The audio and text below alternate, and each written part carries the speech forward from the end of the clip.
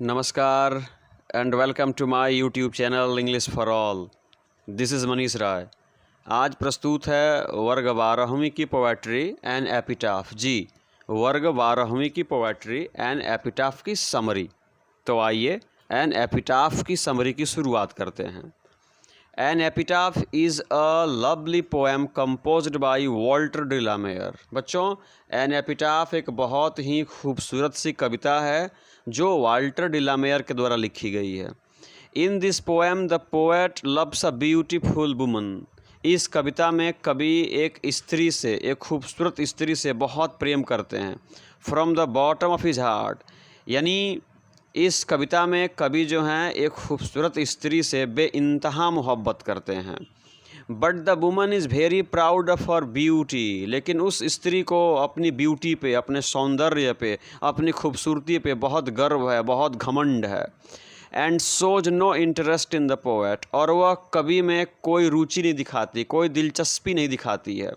The poet says, तब कवि उस खूबसूरत लेकिन घमंडी स्त्री से कहते हैं दैट ब्यूटी इज़ टेम्पररी, कि सौंदर्य, खूबसूरती टेम्पररी होती है, ये अस्थाई होती है।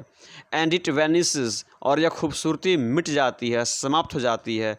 इन कोर्स ऑफ टाइम, समय के क्रम में यह खूबसूरती मिट जाती है, कवि कहते हैं। So no one will love her after she becomes old, इसलिए कभी कहते हैं कि जब वह बूढ़ी हो जाएगी तब उससे कोई प्रेम नहीं करेगा। And no one will remember her after she dies, और उसकी मृत्यु के बाद उसे याद भी कोई नहीं करेगा।